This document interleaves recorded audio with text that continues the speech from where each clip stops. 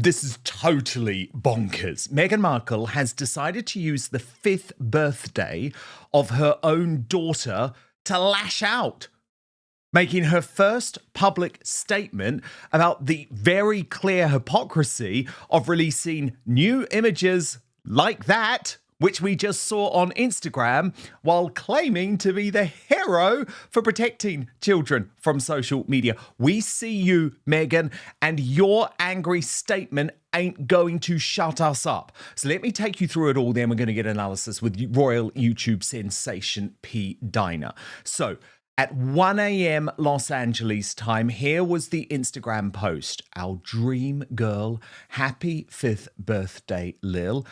And I have to be honest, the mainstream media was totally buying this. The Sun, Meghan shares adorable picture with smiling Prince Harry and Lilibet to celebrate daughter's 5th birthday. But there was nothing adorable about this. What it is a hypocritical money play. At 5 years old, Meghan Markle has realised that poor young girl is the best way for her to make money. So that's why she's defending the fact that she's going to keep going online with these weird sort of half shots, the hearts. But look at these pictures. Come on. When you put the two of them together and everything else that we have seen with this poor young girl, of course we know who she is. This is weird. It is creepy. It is hypocritical. And that's why Meghan has decided to lash out. Now, what's interesting is that it's only really the likes of Town and Country and InStyle, really the propagandists, that are going along with Meghan's defense of her decision to share these pictures on Instagram. But what I found fascinating is that even the article from Emily Barak, who is like the new Omid Scobie, still made the point, this is in Town and Country, that the majority of Meghan's posts on Instagram this year have featured her children. The majority, including images of her family at Disney, a throwback for Archie's birthday in early May, a clip of Archie skiing, an Easter egg hunt, a behind-the-scenes video of an as-ever shoot, and posts on International Women's Day and Valentine's Day, which makes these words in front of just 10 fans in Geneva ring very hollow indeed. But Meghan Markle, are you seriously saying, despite that rhetoric, that your 5-year-old daughter is giving you permission to share her image for money? Now, my position on this is very clear. I think there's nothing wrong with parents sharing their children online. But remember, Prince Harry has called it evil. He has attacked parents who are doing exactly what you are doing. And of course, it is this total juxtaposition which has forced Meghan Markle to speak out to Newsweek. Let me take you through it. This from Jack Royston, and it is significant because it is Meghan Markle directly defending her decision to share photos of her children on Instagram while criticising social media. Telling Newsweek, do you buy this? There is a distinction between sharing moments from her life and exposing her children to public scrutiny. A new birthday photo, a social media firestorm, and yet another controversy involving Meghan Markle and Prince Harry. What was intended as a heartwarming celebration of Princess Lilibet's birthday has quickly turned into one of the most talked about royal stories online. Within hours of the image being shared, social media users began scrutinizing every detail. Some praised the photo as a touching family moment. Others questioned aspects of the image and speculated about how it was created. Now, a fierce debate is raging online. So why has a simple birthday picture generated so much controversy? And what does this latest backlash reveal about the Sussexes' relationship with the public? Stay tuned, because this story is about much more than a photograph. Few public figures attract the level of attention directed at Meghan Markle and Prince Harry. Since stepping away from royal duties, nearly every public appearance, interview, project, and family photograph has become a major topic of discussion. Even images involving their children often generate enormous interest. The Sussexes have consistently emphasized privacy when it comes to family life. As a result, whenever a new image of their children appears, public curiosity immediately intensifies. And that's exactly what happened with the latest birthday picture of Princess Lilibet of Sussex. Shortly after the image appeared online, reactions began pouring in from every direction. Supporters praised the photograph and celebrated the birthday milestone. Many described the image as sweet, personal, and perfectly normal. But critics quickly raised questions. Some social media users began analyzing lighting, background details, facial features, and image quality. Others suggested certain elements looked unusual. Before long, discussions about the photo itself were being overshadowed by debates about authenticity and digital editing. And as often happens in the age of social media, speculation began spreading rapidly. What makes this controversy so fascinating is how familiar the pattern has become. A new Sussex photo is released. Social media reacts. Supporters defend it. Critics challenge it. And suddenly a family image becomes front-page news. Now, this statement came because they knew what was coming. They knew that Lili's fifth birthday was going to be an opportunity for Meghan to make more money. So here is the full statement provided to Newsweek from Meghan. The Duchess. Seriously, aren't they totally up their own arse? The Duchess has always been clear that there is a distinction between sharing moments from her life and exposing her children to public scrutiny. By obscuring their faces, she is demonstrating the very principle she advocates for, giving children privacy, agency, and protection in an increasingly digital world. Far from being contradictory, by concealing their faces, she is actually reflecting the message she delivered in Geneva, that parents can choose to share family experiences while still taking deliberate steps to protect identities, privacy, and digital footprint. P. Dana, I'm sorry, I call bullshit on this. The woman is a hypocrite, and the release of this statement, this angry statement, on Lili's 5th birthday shows that Meghan is finally feeling the heat over her rank hypocrisy. Mm-hmm. Absolutely. And what it does, I think, Dan, is it shows how Megan is not really willing to have any sacrifice in her life. It's always this compromise or an excuse to make it okay because she doesn't want to have to feel like she's being oppressed to do what she wants to do. So she's going to find some silly excuse to make it legitimate. But what I would say to push back on her claims around privacy is that your children, what you're doing by highlighting them like this is you are creating a mystique about your children. You are showing them in a way that gets people curious about what do they look like. So you are heightening the social media of your children more so by trying to create this obscure, no looking at their faces kind of an image rather than just being open about, well, here they are and this is who we are as a family. You're not protecting their privacy because you're putting them out there purposefully. And the one thing that I would say is a little different with people who do say the same thing, but also obscure their children's faces is when their children are, maybe caught in a shot that they didn't expect their child would be there. Okay, they would obscure the face or they're trying to highlight, what they're doing and their child kind of needs to be there for said purpose. Okay, and this one or two images will obscure their faces. But what Meghan is doing clearly is she is highlighting these children constantly and putting them out there front and center to say, look at my children. That's what she is saying. And trying to also say they are mysterious, aren't they? Because when they write, look at the adorable pictures that Meghan shared of her children. That's laughable. Because an adorable picture would be looking at a beautiful smile, a happy child, a well-groomed child that is just being, happy and in the moment.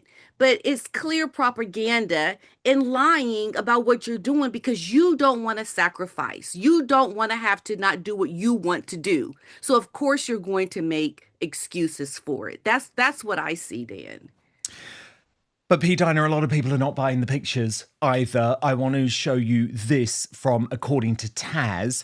who writes, sorry, but the ever-changing hair colour and ever-changing size of their children is what causes so many conspiracy theories. How can she be smaller now at age 5 than she was a year ago climbing Mama Mountain? They are playing games, and I think even using AI to manipulate images. Yes, I believe they have children before anyone says otherwise, but perhaps this is why Harry allows her to release pictures of the kids as long as she heavily edits out their faces. Something is always off with the photos, and it's obvious they are heavily photoshopped and often badly, hence the little girl's hand melting into the balloon strings. Harry is creating more speculation over his children than what was ever said about Hewitt and his DNA, and this will backfire on his children as they grow older, if they are, of course, ever allowed out in public. And I just want to take you through, P. Dinah, the pictures that Taz has used to illustrate what she claims is this AI manipulation. So that's the one today,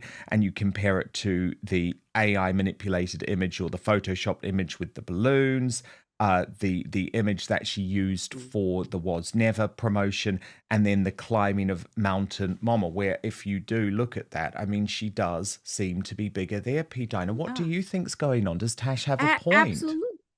Absolutely. That's what Meghan is doing. She's not fooling anybody. Meghan is a hypocrite in the biggest sense of the word, because these children have moments where they look completely different in their sizes and the color of their hair.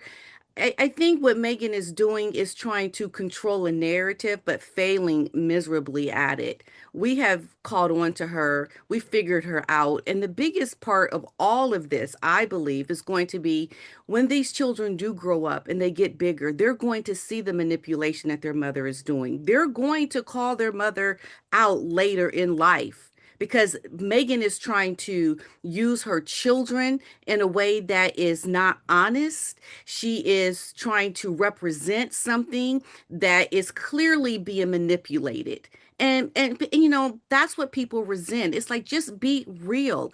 But that's what she does, Dan, because I make fun on my channel all the time of her like typing, you know, me typing, acting like her, trying to control everything about a story.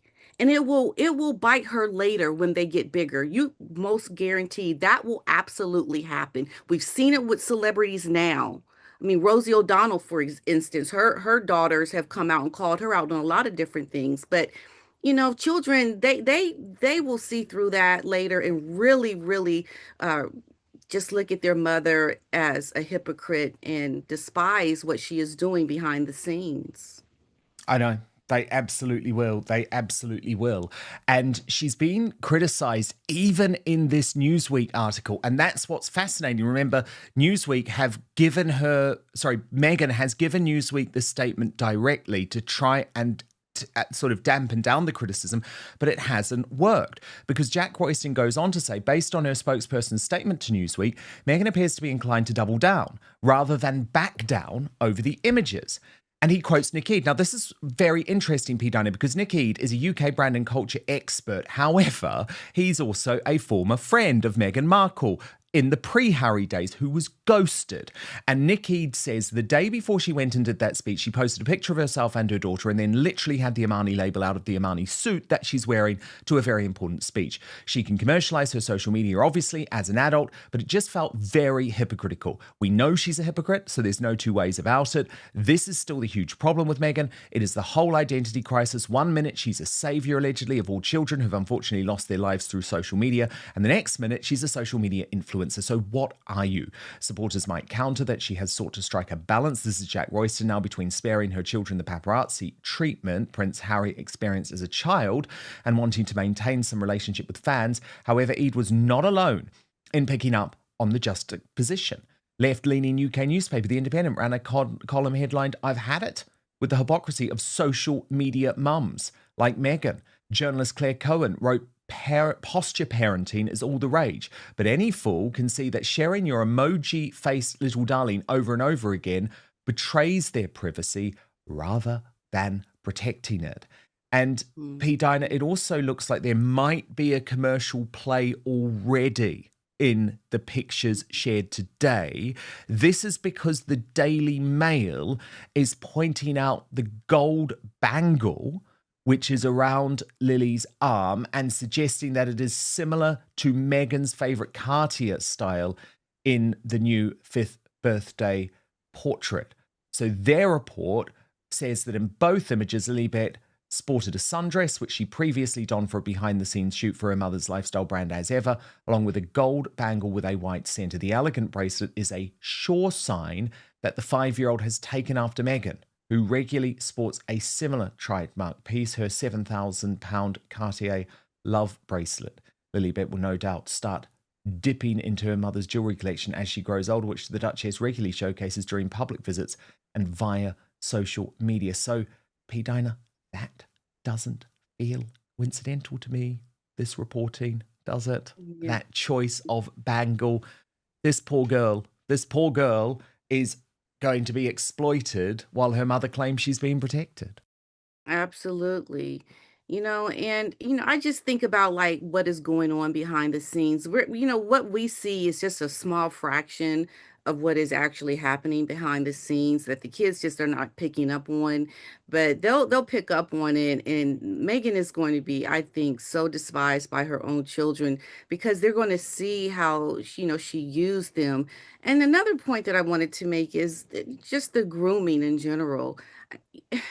You're trying to protect your children, but you're putting them out there, and then you're not even grooming them properly. Like you never see the little girl in proper ponytails with her hair, like as if Meghan put time into the child. And I think when you see a little girl whose hair is always just out like that, you never see cute pigtails with bows and things like that Meghan just doesn't have the time really for her daughter, and you can tell by how she's groomed.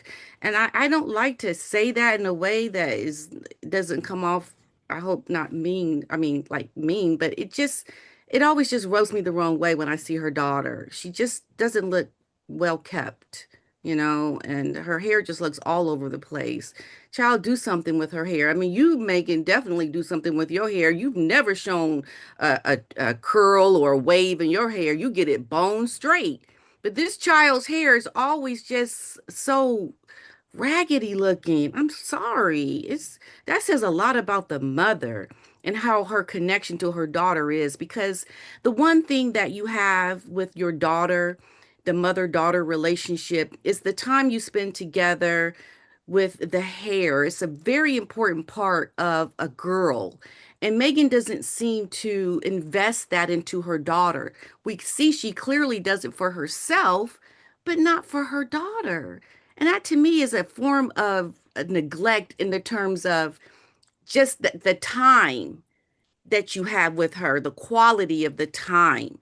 You can see she's not spending that with the little girl because she doesn't even want to show off a little cute hairstyle. I mean, look, if you're going to show the back of the girl's head, at least show a cute hairstyle.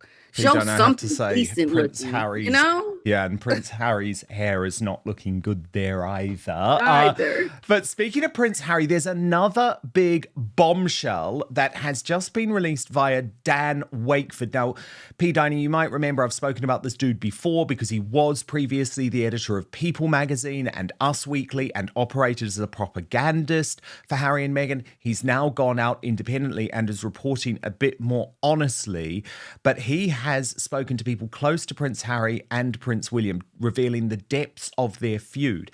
And the top line, P. Dinah, is that Harry is desperate to speak to Prince William, but he doesn't have his phone number, which I just thought was absolutely brilliant.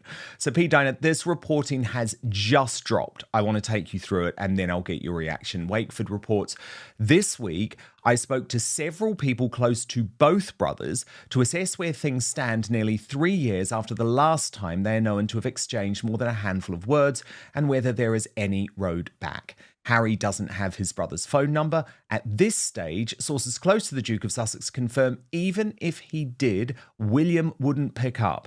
The man who was once one half of the most famous sibling act in the world is waiting for a call that may never come. And the silence has now stretched to nearly 3 years. Two people intimately connected to Harry tell Celebrity Intelligence that the estrangement cuts deeper than anyone on the outside realizes. Dan Wakeford, no! I've been reporting this for years. You were just doing the propaganda, but okay, I'm glad you've come around. And the source says he sees William blossoming, and he secretly had hoped that William would have more of a struggle and need him. He's been waiting for the call. That would be his dream come true. He regrets leaving. Wakeford reports the last time the brothers exchanged more than a few words was at the Queen's funeral in September 2022.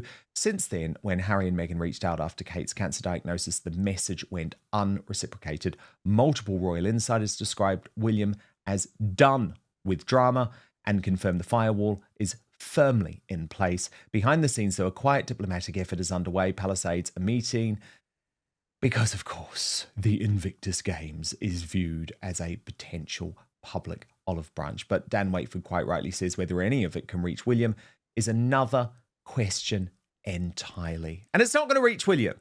I mean, look, I'm glad Dan Wakeford has caught up, P. Dinah, but this is not a shock to me at all.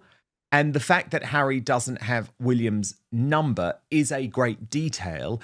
But at the end of the day, it's not like William was replying to the messages anyway. And he hasn't for a long time.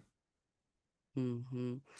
I think it's great. I love that William has a really hard line with Harry because that's exactly what Harry needs. He needs to really feel how he has fallen far from, the family, and he will never have these opportunities to grow his relationship now with his brother as long as he is with Meghan. I think if Harry were to step aside from Meghan, I think that's the only way Harry would be able to have an in with his brother. But I think because Meghan is still there by Harry's side, William is not going to allow any communication because Meghan brings drama. She's low class. She is someone that wants to create drama. She's done it with Catherine, and William just doesn't have time for it. And I'm glad he is doing that. Harry needs to suffer really low lows to understand what he has done will never be forgiven as long as he is still with Meghan. P. Dinah, there has been a beautiful moment today, and it's so wonderful. Catherine, the Princess of Wales, has visited the Christie NHS Foundation Trust in Manchester, and she's been speaking with patients currently undergoing chemotherapy. But there is a moment that I think is going to capture the attention and the hearts and the emotion of the world. And it is where she congratulates a woman called Claire Lorente on ringing the bell. You know how if you're going through cancer treatment, that you ring the bell and it signifies the end of your treatment. And Claire and her husband and her child welcomed the princess in for this moment. As I say, prepare to be emotional at this incredible, incredible footage. I'm welling up. That was, what a wonderful moment. Yeah, it was. And, I think having someone like Catherine to bring the attention and to have people celebrate for her, I think really makes it a special moment. Catherine knows, she's been through her road with, cancer and everything. And I just think that how genuine she is and how she said, this is your day. This is your day. You can feel how she is so emotionally connected to this woman's experience. And I just love that Catherine is able to highlight these stories because she's been there and she brings a lot of attention to great things.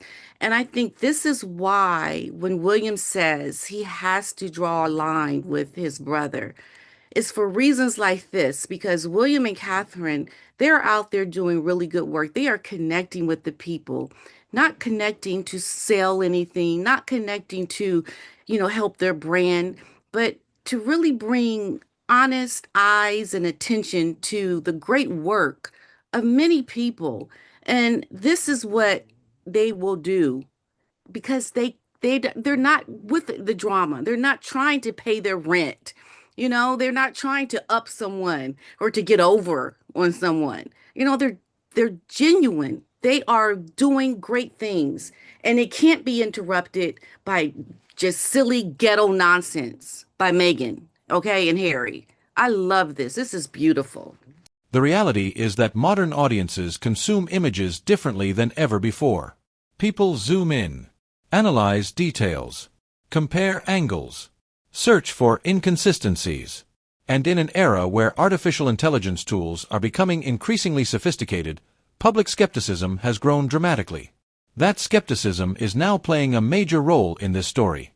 But here's where things become even more interesting. Because this debate isn't really about technology. It's about trust.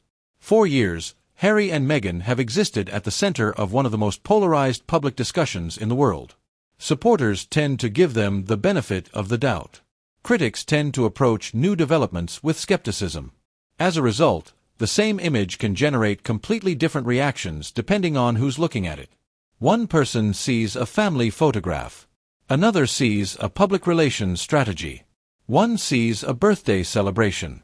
Another sees a carefully managed media moment. And that's why stories like this escalate so quickly. The photograph becomes secondary. The broader narrative becomes the real story. What's fascinating is that public trust now influences how people interpret almost everything. Not just statements. Not just interviews. Even photographs. The debate surrounding this image reveals how divided public opinion remains. Supporters argue that critics are searching for problems where none exist. Critics argue that public figures should expect scrutiny when releasing carefully curated images. Neither side appears willing to change its position. And that guarantees continued controversy. Meanwhile, the wider royal family continues attracting attention of its own. King Charles III remains focused on the monarchy's future. Prince William and Catherine, Princess of Wales, continue representing the next generation of royal leadership. Against that backdrop, every Sussex headline becomes part of a larger conversation about image, trust, and public perception. And that's exactly why a single birthday photo can dominate headlines around the world. Perhaps the most revealing aspect of this story isn't the photograph itself. It's the reaction. Because the intensity of the debate demonstrates just how much interest still surrounds Harry and Meghan. Years after leaving royal duties, they remain among the most discussed public figures on the planet. Every image matters. Every statement matters. Every appearance matters. And every controversy becomes another chapter in a story that continues attracting global attention. So is this simply a family photograph being overanalyzed by the internet? Or does the reaction reveal deeper questions about public trust, celebrity culture, and the way people consume information online? The answer may depend entirely on your perspective. But one thing is certain. The debate surrounding Harry and Meghan shows no signs of slowing down. At its core, this story isn't really about a birthday picture. It's about perception, trust, public scrutiny, and the extraordinary challenges that come with living life under a global spotlight. For Harry and Meghan, even a family celebration can become a worldwide controversy. And that's unlikely to change anytime soon. If you enjoy royal news, celebrity controversy, and in-depth analysis of the biggest stories involving Harry, Meghan, William, Catherine, and the royal family, make sure you subscribe and turn on notifications. Because the next royal headline could be even more surprising than this one.